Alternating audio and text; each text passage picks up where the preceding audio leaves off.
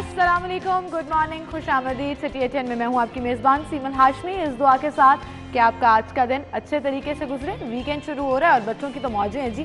3 दिन की छुट्टी है, सैटरडे, संडे, मंडे और निजी दफातर भी बंद रहेंगे। स्मॉग के पेश नज़र ये इकदाम किए गए हैं और भी बहुत से इकदाम किए जा रहे हैं जिसमें चालान किए जा रहे हैं, फैक्ट्रीज़ के भी भट्टों को बंद किया जा रहा है, लेकिन स्मॉग कंट्रोल नहीं हो पा रही है। अभी भी एयर क्वालिटी इंडेक्स जो है वो मुसलसल ऊपर ही जा रहा है और हुकूमत को अब सोचना होगा कि ऐसी कौन सी पॉलिसी है जिसको वो इग्नोर किए हुए हैं और उसके ऊपर फोकस नहीं कर रहे जिससे स्मॉग बेहतर हो सकती है। उसमें हिंट ये भी है कि अगर आप आर्टिफिशियल बारिश के लिए प्लानिंग करें और अपने तमाम रिसर्च सेंटर्स को ऑन बोर्ड लेकर आएँ और मिलकर एक कोलैबोरेटेड ये इकदाम उठाएं तो शायद उससे शहर लाहौर की आलूदगी के हालात जो हैं वो बेहतर हो जाएं। खैर, इस पर आज हम प्रोग्राम में भी बात करेंगे और भी बहुत कुछ है जो आपसे डिस्कस करेंगे, लेकिन सबसे पहले आज के मैसेज की तरफ चलते हैं। हर दिन एक नेकी शामिल करते हैं। अहमदुहु व नसल्ली अला रसूलिहिल करीम, अम्मा बाद। वअन अबी हुरैरा रज़ियल्लाहु तआला अन्हु क़ाल क़ाल रसूलुल्लाह सल्लल्लाहु अलैहि वसल्लम इन्नल ईमान ला यअरिज़ु इलल मदीना औ कमा क़ाल अलैहि सलातु वस्सलाम। मेरे दोस्तों, बुज़ुर्गों, भाइयों, जैसे आजकल हालात चल रहे हैं, इमामुल अंबिया अलैहिमुस्सलातु वस्सलाम ने इन्हीं हालात का नक्शा खींचते हुए इरशाद फरमाया, क़यामत के करीब लोग अपना ईमान बचाने के लिए मदीना मुनव्वरा का रुख करेंगे, जैसे कि सांप अपने आप को बचाने के लिए अपने बिलों में घुसने की कोशिश करता है। क़यामत के करीब लोग अपने ईमान को बचाने के लिए मदीना मुनव्वरा का रुख करेंगे। मेरे दोस्तों, बुज़ुर्गों, भाइयों, मेरी बहनों, आज वो ज़माना आ गया है, आज वो फितने का ज़माना आ गया है। अल्लाह मेरे भी ईमान की हिफाजत फरमाए, आपके भी ईमान की हिफाजत फरमाए। व आखिरु दावाना अनिल हम्दुलिल्लाहि रब्बिल आलमीन। आमीन सुम आमीन। इसी के साथ टॉप स्टोरीज की तरफ चलेंगे जी। आज की हमारी लीड स्टोरी, किसकी होगी जीत, कौन जाएगा हार। NA 133 का बड़ा मार्का मैदान कल सजेगा।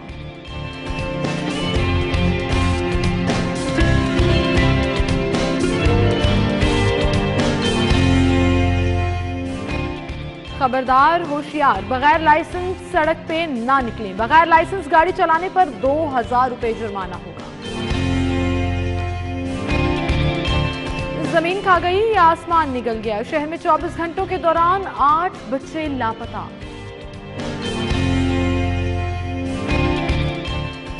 कोरोना की एक और लहर ने तशवीश बढ़ा दी। बैरून मुल्क से आने वालों की मुकम्मल स्क्रीनिंग का फैसला। ये थी हमारी टॉप स्टोरीज, इनको हम डिस्कस करेंगे। स्टूडियो में हमारे साथ सिटी 2 के सीनियर रिपोर्टर कज़ाफ़ी भट्ट साहब मौजूद हैं। अस्सलाम वालेकुम भट्ट साहब। भट्ट साहब, आपकी तबीयत ठीक है? बुखार है, खांसी कर रहे थे आप, मुझे लग रहा है स्मॉग के शिकार हो गए हैं आप। बिल्कुल बिल्कुल ऐसे ही चल रहा है। इसकी वजह से गले को जो है ना, हालांकि गाड़ी शीशे बंद करके चलाता हूँ, लेकिन उसके बावजूद इतनी यानी कि स्मोग है कि उससे ये गला जो है वो इन्फेक्शन हुई हुई है, ठीक नहीं हो रही है। और जब तक बारिश नहीं होगी, सुबह और शाम के औकात में ट्रैवल करना होता है, उनके लिए सबसे बहुत ज़्यादा बहुत ज़्यादा। बट साहब, कल एक बड़ा मार्का NA 133, किसकी होगी जीत, कौन हारेगा? आई थिंक ये तो बड़ा ऑब्वियस हो गया जब हुकूमती जमात आउट हो गई इस इलेक्शन से, कि उसके बाद जो दूसरी बड़ी पार्टी है नून लीग, ऐसा लगता है कि वो विन कर जाएगी। फिलहाल तो हमारी छुट्टियाँ मनसूख हो गई हैं।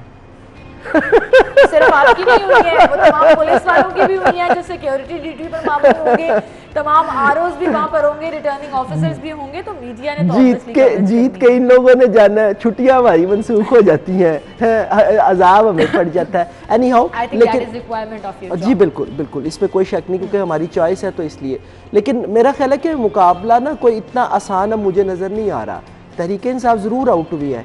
आप ये देखिए कि पीपल्स पार्टी ने जिस तरह अपनी कैंपेन चलाई है इस हल्के के अंदर, वो ज़बरदस्त किस्म की है। मैं वाकई इम्प्रेस हुआ कि लाहौर के अंदर पीपल्स पार्टी जो है वो हमें नज़र आई है तो इलेक्शन मतलब के अंदर। वो जो कह रहे थे 2023 में हम एक रिवाइवल के साथ वापस आएंगे, तो उसके लिए एक निशानी ये नज़र आएगी इस इलेक्शन में, आपको ये लग रहा है?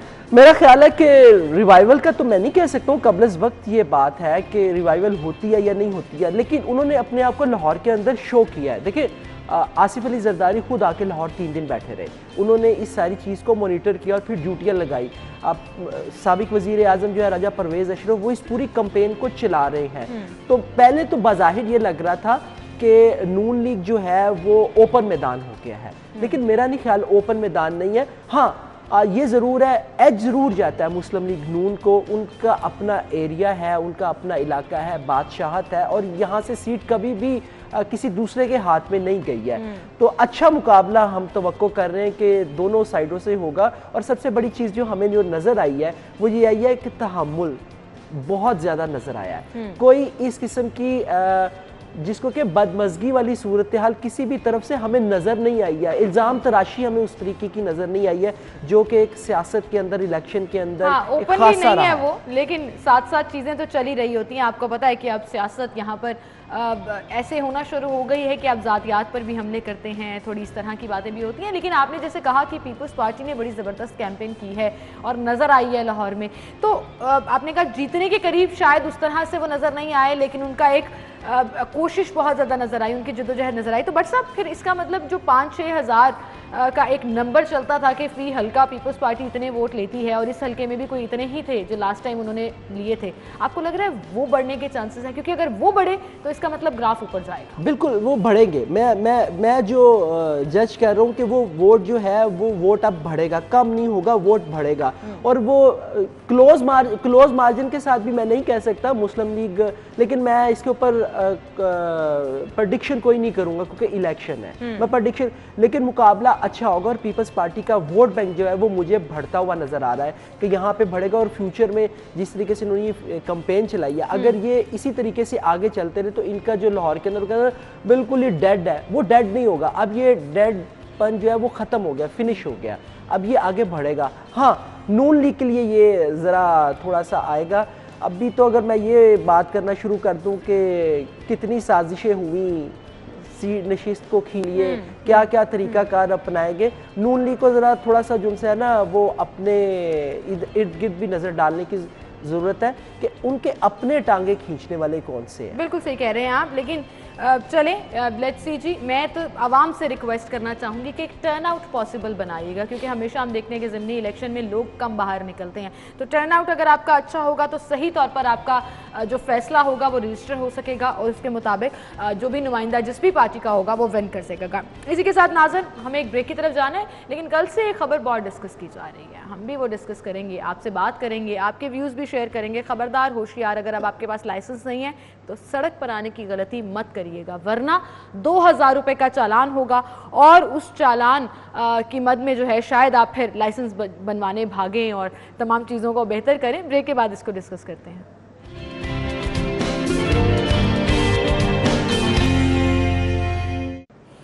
Welcome back. एक बार फिर से आपको खुशामदीद कहेंगे। आप यकीन जानिए कि ब्रेक में इस कदर बहस हो रही थी मेरी और भट्ट साहब की, तो मैंने उन्हें होल्ड करा दिया। मैंने कहा ऑन एयर बात करते हैं, क्योंकि हम दो ऑपोजिट साइड की बात कर रहे हैं तो लोगों को हम डिसाइड करने देते हैं कि वो किसके साथ खड़े हैं। खबर हमारी ये है जी, बगैर लाइसेंस के अगर आप सड़क पर निकलेंगे तो आपका चालान होगा, और वो चालान 200, 400, 500 या 750 नहीं होगा, बल्कि 2000 रुपये होगा।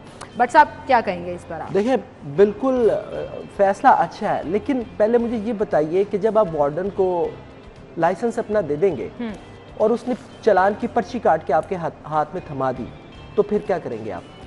किस चीज का चालान? आपने लाइसेंस तो दे दिया, आपके पास लाइसेंस है ना। वार्डन्स का पहले आप मुझे ये बताइए कि वार्डन्स का एतमाद पहले आप किस तरह बहाल करेंगे? वार्डन्स आपको वैसे ही रोक लेता है, गाड़ी वाले को वैसे ही रोक लेगा। मैं कहता हूँ मैंने कभी वायलेशन नहीं किया, वार्डन रोक लेगा, कार्ड दिखाएं जी, कार्ड दे दिया जी, आपने ये नहीं किया हुआ, आपकी ये फलां बत्ती नहीं चल रही, आपने इंडिकेटर नहीं दिया, चालान काट के आपके हाथ में थमा दिया, क्या करेंगे आप? अभी भी मैं कहता हूँ, देखें, अभी भी आप मेरे साथ चलिए, मैं आपको दिखाता हूँ। आप चालान जरूर करें, वायलेशन के ऊपर चालान मस्ट है, छोड़ना ही नहीं चाहिए, सवाल ही पैदा नहीं होता छोड़ें आप, लेकिन आप अपनी ड्यूटी भी तो पूरी करें ना।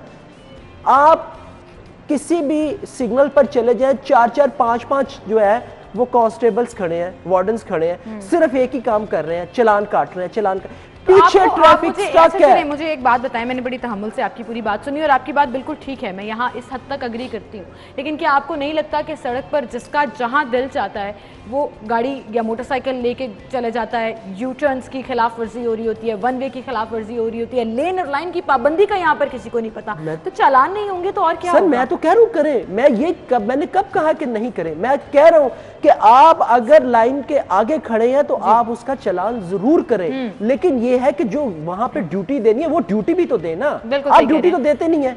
प्रायोरिटी सेट होनी चाहिए। और एक आपने बड़ी अच्छी बात की कि वार्डन्स और शहरियों का एतमाद कैसे बहाल होगा, कैसे शहरी ट्रस्ट कर सकेंगे हमारे वार्डन्स के ऊपर, इस पर हम बात करेंगे जी। सीटीओ लाहौर हमारे साथ मौजूद है, मुंतजर मेहदी साहब, उन्हें हम खुशामदीद कहेंगे। अस्सलाम वालेकुम सीटीओ साहब।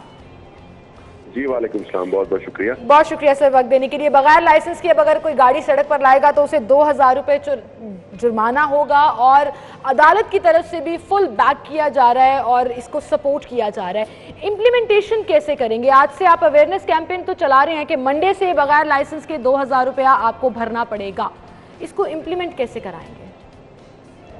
देखिए, अभी जब हमें अदालत ने वन वे की वायलेशन पे कहा कि 2000 रुपये का चालान करें, तो उसमें ये चीज़ नोटिस की कि ज़्यादातर लोग जो वायलेशन कर रहे हैं उनके पास लाइसेंस नहीं है और बहुत बड़ी तादाद थी। आपको पता है कि मोटरसाइकिल सवारों की और गाड़ी वालों की, तो ये चीज़ नोटिस हुई कि इनके पास लाइसेंस नहीं है और ये क्योंकि लाइसेंस ना रख के चालान कराने की फीस चालान की रकम इतनी कम है कि उनको महसूस नहीं होता, जरूरत इस चीज की महसूस नहीं होती कि उनको लाइसेंस बनवाना चाहिए।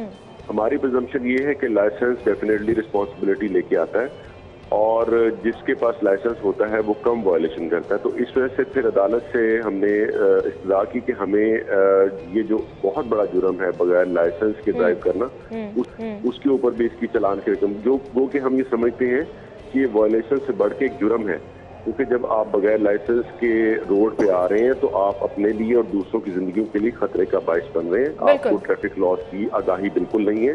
तो हमने फिर कहा कि हम पहले इसमें भरपूर एक आगाही मुहिम चलाएं, जिसमें आप लोग भी हमारे साथ हैं। आप लोगों का बहुत शुक्रिया कि आपने इस टॉपिक को टेकअप किया। और दूसरा ये कि हम सोशल मीडिया को भरपूर यूज कर रहे हैं, हम बैनर्स लगवा रहे हैं और वॉक्स कर रहे हैं, और ये ताकि लोगों को पता चले कि उन्होंने लाइसेंस बनाया। एक चीज मैं जो यहाँ पे आपको मेंशन करना चाहता हूँ वो ये है कि हमारी जो कैपेसिटी है लाइसेंस बनाने की पर मंथ वो तकरीबन 5000 से अबव हो चुकी है। हमारे 5 फुल लाइसेंसिंग सेंटर हैं और 22 हमारे लर्नर बूथ हैं और 6 हमारे स्कूल हैं।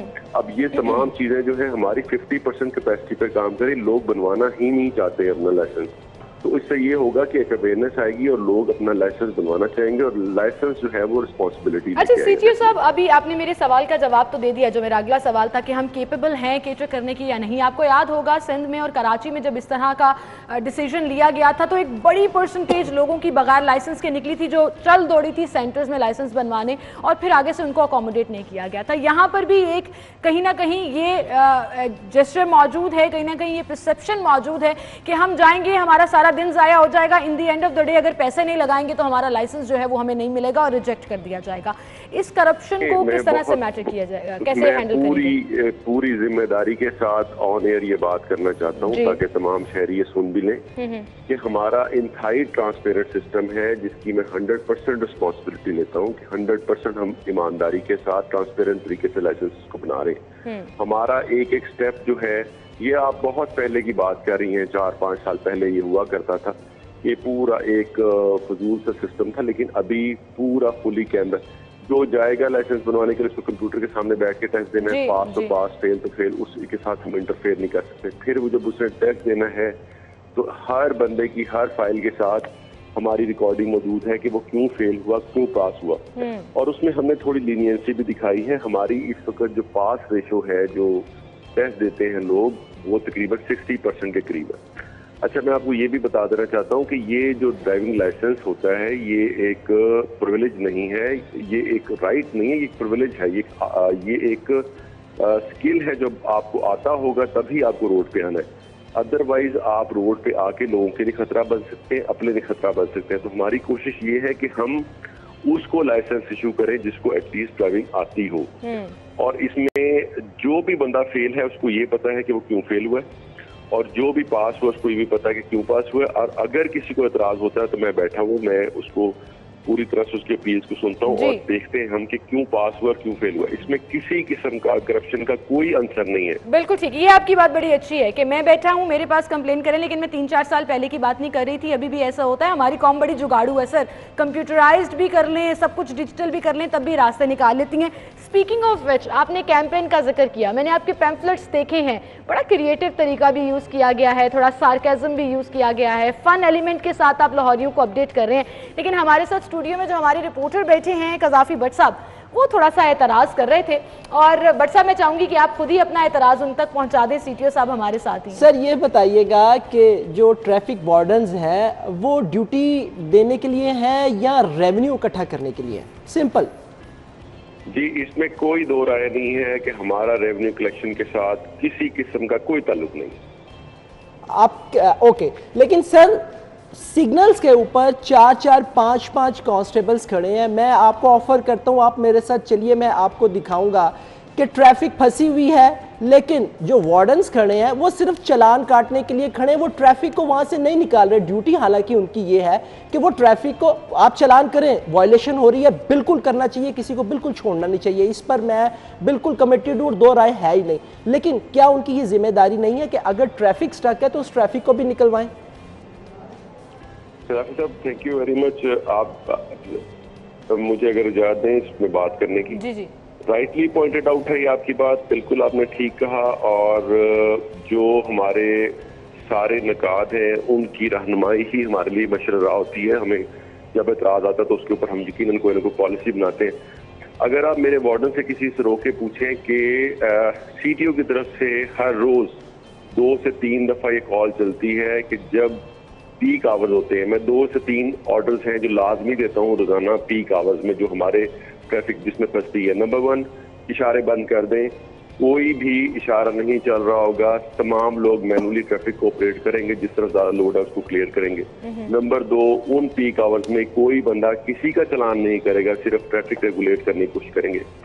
ये अहकामात हैं जो लाजमी दिए जाते हैं। तीसरी बात यह है कि ये जो डेविएंट बिहेवियर्स हैं उनको ठीक करना, जो स्पेस ट्रैफिक पुलिस ने छोड़ दी हुई है उसको वापस लेना और ट्रैफिक को रेगुलेट करना भी मेरी जिम्मेदारी है। मुझे इस ट्रैफिक को डिसिप्लिन करना है ताकि शहरियों का वक्त और पैसे दोनों बचाए जा सके और उनकी जिंदगियां बचाई जा सके। सीटीओ साहब we really thank you for that, क्योंकि हमें यहाँ पर मुनज़्ज़म ट्रैफिक चाहिए है, और मैं तो बड़े हक में हूँ जी। अब आप वायलेशन करेंगे तो 2000 रुपये आपको देना पड़ेगा, चाहे आप जो मर्जी कर लें, उसमें मैं ही क्यों ना हूँ, क्योंकि ऐसे नहीं होगा कि ये नहीं जी बात करें। सेफ सिटी के कैमराज भी देख रहे हैं, तो आपको हर तरफ से सपोर्ट है कि चालान आपके घर आ जाएगा अगर आप वायलेशन करेंगे। तो there is this one way कि आपने रूल्स को फॉलो करना है। सीटीओ साहब एक मैसेज जो अपनी इस अवेयरनेस कैंपेन के हवाले से आप देना चाहें लाहौरियों को, वो क्या होगा? मैं ये बड़ा क्लियरली अपने शहरियों को बता देना चाहता हूँ कि हमारा किसी भी किस्म की रेवेन्यू कलेक्शन से कोई वास्ता नहीं है। इन ट्रैफिक फाइन्स को बढ़ाने का मकसद ये है कि हम ट्रैफिक लॉस की इन्फोर्समेंट कर सकें। इन ट्रैफिक फाइन्स के बढ़ने से उन लोगों को डरने का कतई कोई जरूरत नहीं है जो लोग ट्रैफिक की वायलेशन नहीं करते, लेकिन जिन लोगों को आदतन ट्रैफिक की वायलेशन करने का शौक है वो जरूर करके देख लें, उनको हम हेवी फाइन्स करेंगे और हम किसी सूरत में स्पेयर नहीं करेंगे। हमें ट्रैफिक को डिसिप्लिन करना है और हम इंशाल्लाह करके रहेंगे। सीटीओ साहब थोड़ा सा इस पर भी कमेंट कर दीजिएगा कि वन वे की खिलाफ वर्जी पर जो आपको ऑर्डर्स दिए गए हैं उसके अकॉर्डिंगली जो अब तक चालान हुए हैं 60 लाख के चालान हो चुके हैं, शहरियों की तरफ से रिएक्शन तो काफ़ी आ रहा है। देखिए, हमने सिर्फ जो वार्न किए हैं, जो हमारे पास रिकॉर्ड मौजूद है, वो 93,000 लोग हैं जिनको हमने वार्न किए कि भाई आप वन वे की वायलेशन छोड़ दें, आप सीधे रास्ते पे गाड़ी या मोटरसाइकिल को चलाएं, और हमने सिर्फ 20,000 लोगों के चालान किए, यानी 5 गुना हैं जो हमने वार्न किए हैं चालान करने से। बेसिकली बात ये है कि हमने ये मार्जिन रखा था कि कुछ लोग हैं शायद जिनको नहीं पता कि ट्रैफिक पॉइंट्स इतने ज्यादा हैं, लेकिन ये है कि अब हम ऐसा ऐसे जैसे टाइम गुजरता जाएगा वन वे के ऊपर तो बिल्कुल 0 टॉलरेंस पे हम जाएंगे, क्योंकि ये सबसे बड़ी कॉज आइडेंटिफाई हुई है लोगों की जिंदगियां जाया होने की। एक्सीडेंट की सबसे बड़ी कॉज ये आइडेंटिफाई हुई है, और ट्रैफिक फंसने की सबसे बड़ी वजह भी यही है। तो हम इसके ऊपर तो किसी किस्म का कोई कॉम्प्रोमाइज नहीं करेंगे और इंशाल्लाह इसको इम्प्लीमेंट करेंगे और आप देखेंगे कि इससे ट्रैफिक डिसिप्लिन बहुत बेहतर होगा। चलें जी, हम देखेंगे कि ट्रैफिक डिसिप्लिन बहुत बेहतर होगा। Good luck for this challenge. और मंडे से जो नया चैलेंज शुरू होने जा रहा है कि अब लाइसेंस के बगैर भी चालान करना होगा। अब अल्लाह करे जी बट साहब आपकी भी रिजर्वेशन दूर हो जाए कि शहरियों का एतमाद वार्डन्स पर बहाल हो और बिला वजह के चालान ना हो, लेकिन हाँ जहाँ रूल्स वायलेट होंगे वहाँ चालान जरूर हो। नाज़रीन इसी के साथ एक ब्रेक लेते हैं, दोबारा हाजिर होंगे, हमारे साथ रहिए।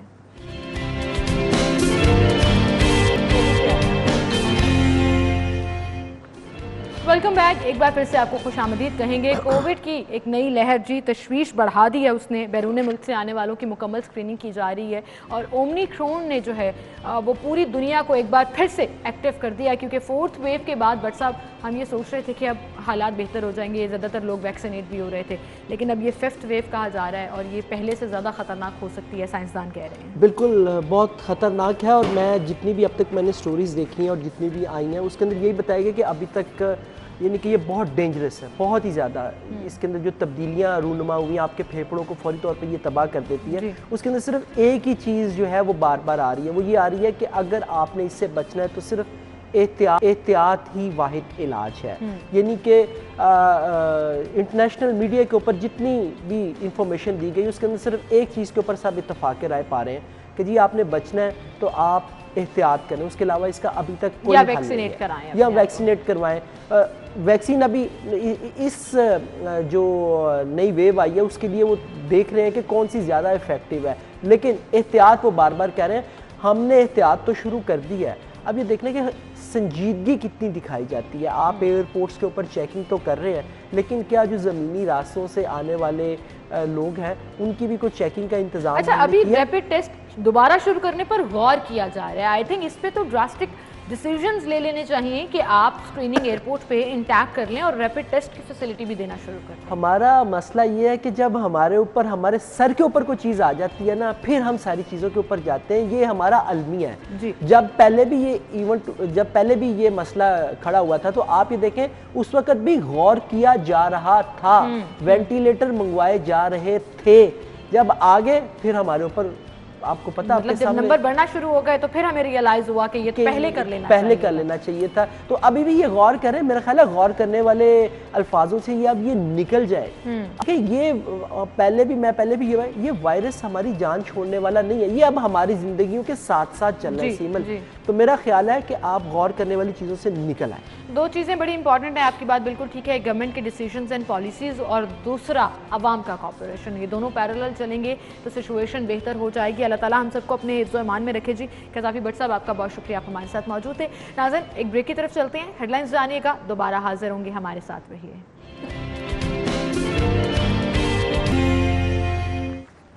Welcome back. एक बार फिर से आपको खुशामदीद कहेंगे। नाज़रीन स्मॉग का इशू इस कदर बढ़ रहा है कि इंसदाद स्मॉग के हवाले से अदालतों में समाअत भी चल रही है, ज़िला इंतज़ामिया से जवाब भी पूछा जा रहा है, इन्वायरमेंट डिपार्टमेंट की परफॉर्मेंस के ऊपर क्वेश्चन मार्क भी लगाए जा रहे हैं, लेकिन सलूशन क्या है? बारिश होनी है या नहीं होनी है? महकमा मौसमियात इस हवाले से क्या कहता है? सबसे पहले तो हम आपको ये अपडेट देते हैं। मायदा हमारे साथ मौजूद है। मायदा, आज शहर लाहौर की सिचुएशन क्या है, एयर क्वालिटी इंडेक्स क्या है और बारिश का कोई इम्कान जाहिर किया जा रहा है? जी बिल्कुल सिविल, शहर के मौसम की बात करें तो शहर का मौसम जो है आज काफ़ी सर्दी की शिद्दत में इजाफा देखने में नज़र आ रहा है। सुबह के औकात में ठंडी चलने वाली तेज़ हवाएं जो हैं वो सर्दी की शिद्दत में मज़ीद इजाफा करती हुई नज़र आ रही हैं। दिसंबर का आगाज़ हो चुका है और सर्दी की शिद्दत में जहां इजाफा देखने में नज़र आया है तो दूसरी जानिब जो है वो एयर क्वालिटी इंडेक्स में कमी देखने में नज़र नहीं आई है। शहर का आज भी एयर क्वालिटी इंडेक्स जो है वो 315 रिकॉर्ड किया गया है, जो शहरियों के लिए काफ़ी ज़्यादा ख़तरनाक हद तक रिकॉर्ड किया गया है। उसी के साथ आज जो है मुझे भी गले की इन्फेक्शन जो है बुरी तरह से देखने में नज़र आई, उसके साथ फ्लू भी हुआ।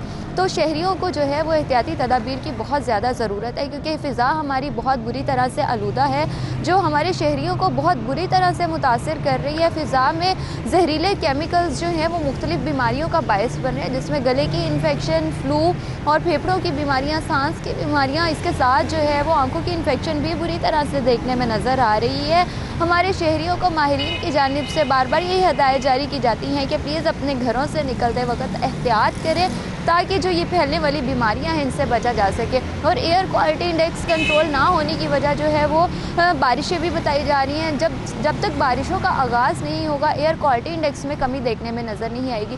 शहर के मुख्तलिफ ऐसे एरियाज़ भी मौजूद हैं जहाँ पर एयर क्वालिटी इंडेक्स खतरनाक हद तक रिकॉर्ड किया गया है, लेकिन महकमा मौसमियात की जानिब से आज जो ज़्यादा से ज़्यादा दर्जा हरारत रिकॉर्ड किया गया है वो 13 डिग्री सेंटीग्रेड है और कम से कम जो रिकॉर्ड किया गया है वो 10 डिग्री सेंटीग्रेड है। 79% हवा में नमी का तनासुब भी रिकॉर्ड किया गया है, लेकिन एयर क्वालिटी इंडेक्स में कमी ना आने की वजह जो है वो बारिशें हैं। जब तक बारिशें नहीं होती तब तक जो है एयर क्वालिटी इंडेक्स में भी कमी नज़र नहीं आएगी और तब तक हमारे शहरियों को जो है वो एहतियाती तदाबीर पर अमल करना लाज़मी होगा। जी मायदा, आपका बहुत शुक्रिया। आज एयर क्वालिटी इंडेक्स जो है वो 300 के अराउंड हवर कर रहा है, 315 जो है वो भी रिकॉर्ड किया गया है, जो मायदा हमें बता रही थी। कुछ एरियाज़ में उससे कम भी है, लेकिन स्मॉग जो है वो सुबह के औकात में और शाम के औकात में ज़्यादा महसूस की जा रही है, जिससे आँखों की, गले की बीमारियाँ बहुत ज़्यादा बढ़ रही हैं। बच्चे बड़ी बुरी तरह से बीमार हो रहे हैं और इसी वजह से ये डिसीजन भी लिया गया कि हफ्ते में 3 दिन निजी दफातर और स्कूल्स बंद रहेंगे ताकि ट्रैफिक को कंट्रोल किया जा सके। उतनी ट्रैफिक सड़कों पर नहीं आएगी और स्मॉग में शायद कमी वाक़ई होगी। ये दूसरा हफ्ता चल रहा है, लेट्स सी कि इसका असर पड़ता है या नहीं पड़ता। हमारे साथ एनवायरमेंटलिस्ट अब्दुल कादिर साहब मौजूद हैं स्टूडियो में, उन्हें हम खुशामदीद कहेंगे और उनसे जानेंगे कि लॉन्ग टर्म प्लानिंग के लिए सोल्यूशन क्या है, शॉर्ट टर्म सोल्यूशन क्या कोई मौजूद है या नहीं है। अस्सलाम वालेकुम, कैसे हैं सीमल? अल्हम्दुलिल्लाह बिल्कुल ठीक ठाक सर, आप कैसे हैं? मैं बिल्कुल ठीक हूँ सर। स्मॉग में सांस लेना दुश्वार हो चुका है और ये तशवीश अब हर शहरी में पाई जा रही है कि क्या हम इससे कभी छुटकारा पा सकेंगे? ये इस वक्त बहुत अलार्मिंग सिचुएशन है, ख़ास तौर पे लाहौर में और लाहौर के गिरदोनुमा में। और स्मोग एक अब डिज़ास्टर बन चुका है और इसकी वजह से इंसानों की सेहत और ज़िंदगियों के ऊपर इसके मुज़र असरात हो रहे हैं। और इसमें यह है कि आपने ये चंद जो बीमारियां गिनवाई, सांस की और गले की, और इसके अलावा जो है स्मोक की वजह से लोगों में साइकोलॉजिकल प्रॉब्लम्स बहुत ज़्यादा बढ़ रहे हैं। लोगों में टॉलरेंस कम हो रही है और सांस में जब दुश्वारी होती है तो उसके साथ साथ जो है ये थोड़ा चिड़चिड़ापन और इस तरह के भी मसाइल जो हैं वो जन्म लेते हैं। ये किसकी वजह से, जब हम सांस में कोई भी हमें डिस्कम्फर्टनेस फील होती है तो उसके साथ ये मसाइल इशू होते हैं। अब आपने दूसरी बात की कि इसके शॉर्ट टर्म और लॉन्ग टर्म सलूशन क्या है। लॉन्ग टर्म सलूशंस की तरफ मैं सबसे पहले आता हूँ कि हमारा सिटी जो है इसकी 11 मिलियन से ज़्यादा आबादी हो चुकी है और इसमें सिर्फ 2 रोड्स या लाइन के अलावा हमारे पास पब्लिक ट्रांसपोर्ट का निज़ाम मौजूद ही नहीं है। तो इसलिए अब जब हर शख्स के पास गाड़ियां होंगी, मोटरसाइकिल्स होंगी, तो वो बहुत ज़्यादा जो है हम फॉसिल फ्यूल से कंटेमिनेट कर रहे हैं। तो इसका लॉन्ग टर्म सलूशन ये है कि हमारी गवर्नमेंट को जो है एक सस्टेनेबल और वेल प्लान्ड अर्बन सिस्टम की तरफ जाना होगा। दूसरा, इंडस्ट्री को हमें ये फोर्स करना है कि वो कोई भी यूनिट जो है जो काम कर रहा है या आगे एस्टेब्लिश होगा, इन्वायरमेंटल कंप्लाइंस उसकी पहली तरजीह होनी चाहिए। दूसरा, इसके अलावा कंस्ट्रक्शन इंडस्ट्री से भी आलूदगी हो रही है। हमारे मुख्तलिफ इलाकों में जो है रोड्स के ऊपर या जहाँ पे सॉलिड वेस्ट डंप्स होती हैं वहाँ पे प्लास्टिक जलाया जाता है और इस तरह। अच्छा, ये जो आप सारी रीजनिंग बता रहे हैं, ये गवर्नमेंट और सिस्टम जो हमारा एनवायरनमेंट डिपार्टमेंट है वो भी इसको बड़ा हाईलाइट करता है और कह रहा है कि हम इसको कंट्रोल करेंगे, लेकिन अपेरेंटली कंट्रोल नहीं कर पा रहे, जिसकी वजह से आज भी फ़िज़ा आलूदा है, एयर क्वालिटी इंडेक्स हाई है। इस पर हम मजीद भी बात करेंगे अब्दुल कादिर साहब, लेकिन दूसरी जानिब नाज़रीन आपको बताएंगे additional director general election commission Pakistan Javed Iqbal की वोटर्स तस्दीकी मुहिम के हवाले से इस वक्त मीडिया गुफ्तगू जारी है, आपको बताएं और बराह रास्त लिए चलें वहाँ पर। नाज़रीन, additional director general election commission Pakistan Javed Iqbal की मीडिया ब्रीफिंग भी आपको दिखाएंगे, लेकिन उससे पहले आपको एक अहम खबर देंगे और बता दें साहब, गुफ्तगू का सिलसिला हम आगे बढ़ाएंगे। शॉर्ट टर्म प्लानिंग में अगर हम चाहें तो क्या हमारे पास अभी कोई ऑप्शन मौजूद है? बहुत दफ़ा कहा जाता है, बहुत से रिसर्चर्स भी कह रहे हैं कि आर्टिफिशियल रेन जो है वो टेम्परेरीली हवा को बेहतर करने में अपना रोल प्ले कर सकती है, जबकि बारिश नहीं, नेचुरल बारिश नहीं हो रही है। It's been over a month के बारिश नहीं हो रही है। जी, तो अगर 2-3 हफ्ते तक बारिश के इम्कानात ना हों तो फिर तो इस ऑप्शन को आर्टिफिशियल रेन को यूज़ किया जा सकता है, लेकिन इसके अपने भी कुछ इन्वायरमेंटल इम्प्लिकेशंस हैं, इन्वायरमेंट के इसके मुज़िर असरात भी होते हैं। अभी देखा जाए तो संडे तक वेट हमें करना चाहिए, और ये महकमा मौसमियात की प्रेडिक्शन है कि संडे को हो सकता है लाहौर और इसके गिरदोनवा में हल्की बारिश हो, तो उससे जो है ये पार्टिकुलेट मैटर जो है और पोल्यूटेंट से वो कम हो जाएगा। तो उम्मीद है कि ये हमारा जो एयर क्वालिटी इंडेक्स है ये 200 से नीचे आ जाएगा, 200 से नीचे आ जाएगा। लेकिन हम अक्सर ओवर द सीज़न जब भी बात करते हैं तो हम ये देखते हैं कि दिसंबर में आने के बाद, दिसंबर शुरू होने के बाद क्वालिटी इंडेक्स बेहतर होना शुरू हो जाता था, क्योंकि नेचुरल बारिश होती थी नवंबर में। लेकिन ऑलरेडी 4 वीक्स हो चुके कि उस तरह से बारिश नहीं हुई, एयर क्वालिटी इंडेक्स 400 भी क्रॉस किया, 450 भी क्रॉस किया। तो कहीं आपको लगता है कि गवर्नमेंट को ये ऑप्शन ऑप्ट कर लेनी चाहिए थी? क्योंकि पंजाब यूनिवर्सिटी की तरफ से भी डिस्कस किया जा रहा था कि शायद वो भी आर्टिफिशियल रेन में अपना रोल प्ले कर। अच्छा, ये फाइनल जो है ये ऑप्शन होती है, और इसकी तैयारी के लिए भी हमें एक बाकायदा एक सिस्टम की ज़रूरत होती है।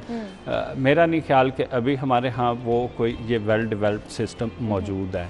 उसमें जो हम क्लाउड सीडिंग करते हैं, उसमें क्लाउड सीडिंग के लिए जो मटेरियल इस्तेमाल होता है उसकी कितनी कंसंट्रेशन रखनी है, किस एरिया में रखनी है, क्या उस वक़्त बारिश के लिए जो है वो इन्वायरमेंटल फैक्टर्स भी फेवरेबल हैं या नहीं, और अगर वो बारिश होती है तो उसको हम किस तरह कंट्रोल में रख सकते हैं। तो वो ये जब हम अप्लाई करते हैं तो सम टाइम जो है उसकी वजह से अर्बन फ्लडिंग भी हो सकती है। और उसके शॉर्ट टर्म सॉल्यूशन क्या मौजूद है? अच्छा, इसका अभी अपने एयर क्वालिटी इंडेक्स को इसका जो है शॉर्ट टर्म ये सॉल्यूशन है कि हम अपनी मूवमेंट जो है वो कम से कम करें, क्योंकि जब हमारी विद इन सिटी और इंटर सिटी मूवमेंट होगी तो उसकी वजह से डेफिनेटली ट्रैफिक यूज़ होगी, और ट्रैफिक को हम कम से कम यूज़ करें और अपनी इंडस्ट्री को मिनिमम प्रोडक्शन लेवल पे ले आएँ। और इसके साथ साथ जो सॉलिड वेस्ट है, ट्रैश बर्निंग है, एग्रीकल्चरल वेस्ट बर्निंग है, उसके ऊपर हमें ज़ीरो टॉलरेंस शो करनी चाहिए। ज़ीरो टॉलरेंस शो करनी पड़ेगी, बिल्कुल ठीक कह रहे हैं आप। और जो इंडस्ट्रीज़ तमाम फिल्ट्रेशन पाने के बावजूद उस तमाम एसओपीज़ को फॉलो नहीं करती, वहाँ भी ज़ीरो टॉलरेंस होनी चाहिए, क्योंकि इन्वायरमेंट से बढ़कर कुछ नहीं है। और बहुत सी बीमारियाँ इन्वायरमेंटल पोल्यूशन की वजह से जन्म लेती हैं, जिसके लॉन्ग टर्म इफेक्ट जो है वो आपकी ज़िंदगी में रहते हैं। और अब तो माहिरीन ये भी कह रहे हैं लाइफ एक्सपेक्टेंसी जो है, जो लोग लाहौर में रह रहे हैं, 4 से 5 साल कम हो गई है। तो लम्हा फ़िक्रिया ये इन्वायरमेंट डिपार्टमेंट के लिए बहुत शुक्रिया अब्दुल कादिर साहब, आप हमारे साथ मौजूद थे। नाज़रीन, हम चलते हैं एक ब्रेक की तरफ, दोबारा हाजिर होंगे, हमारे साथ रहिए।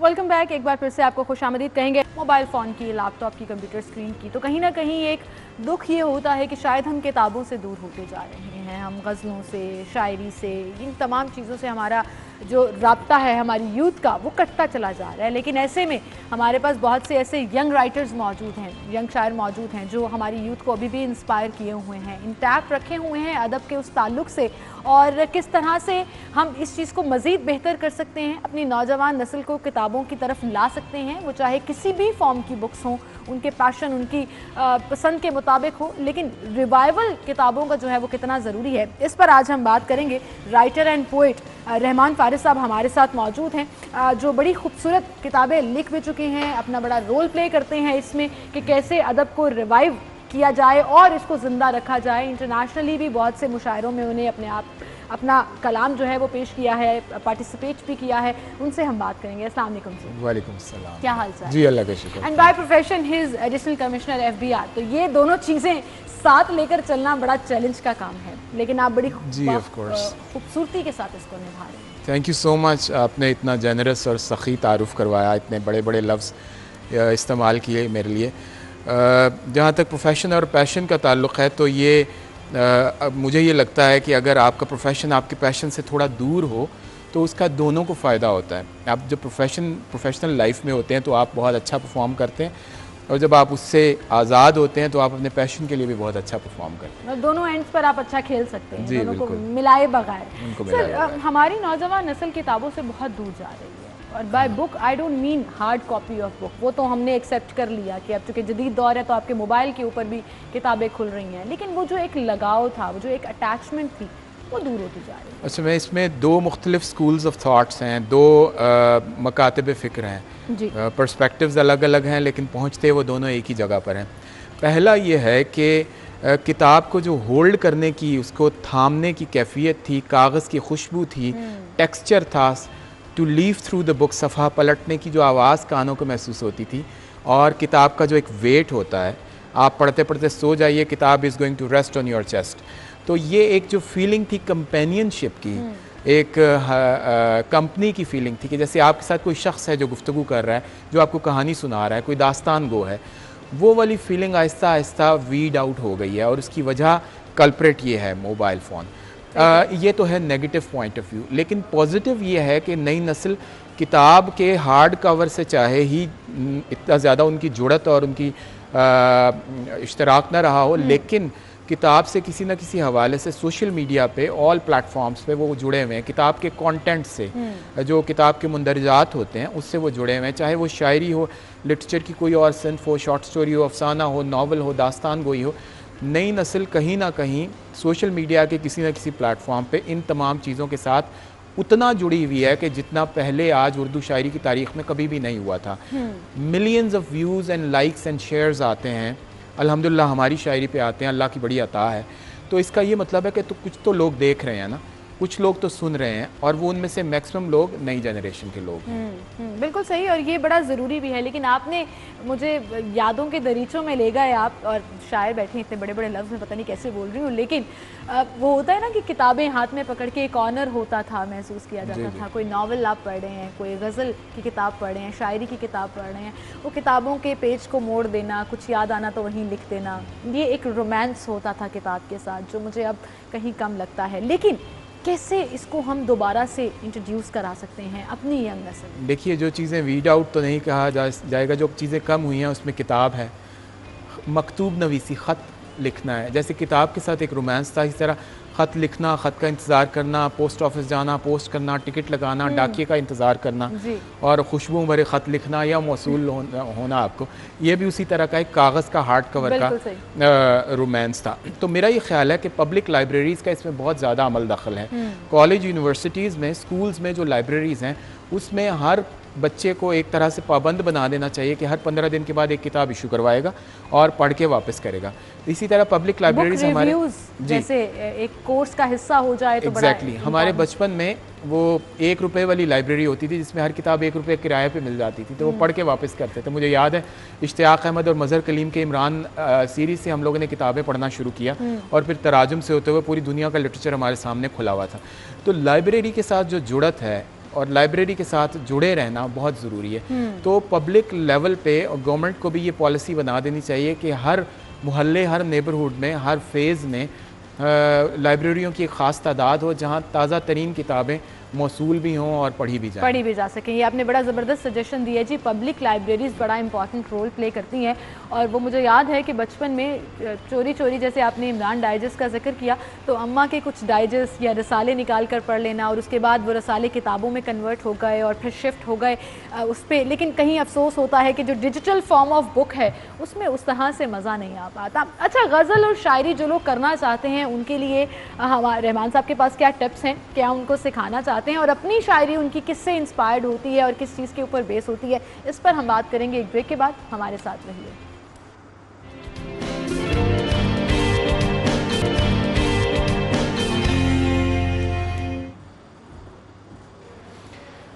एक गज़ल के कुछ अशार में पेश कर देता हूँ।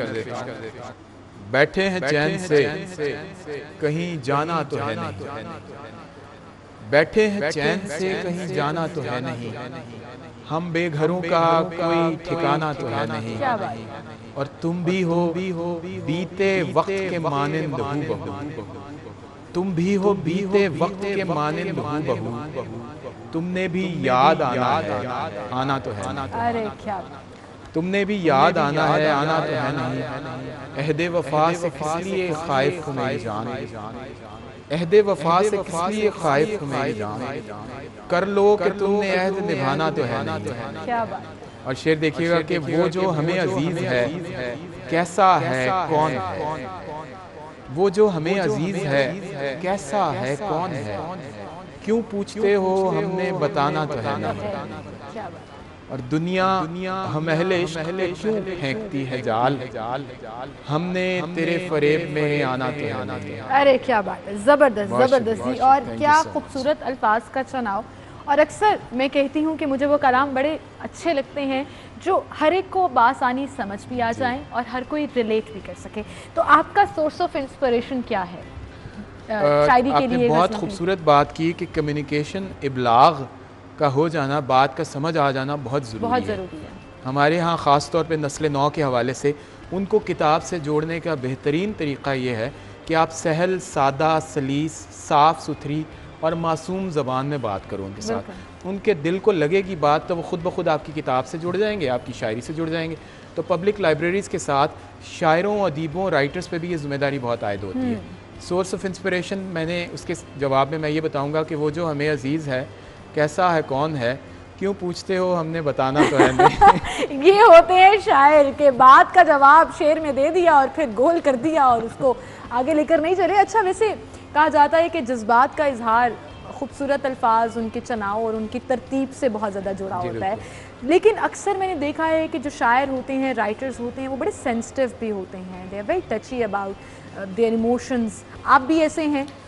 Of course. आपने तरतीब की दोबारा बहुत अच्छी बात की। मुझे लगता है आपका शायरी से शगफ है जो आपने बचपन में बहुत शौक हुआ करता था। सवालात में कहीं ना कहीं मिसरे छुपाए हुए हैं। तरतीब की मैं बात करके आपके सवाल का जवाब देता हूँ।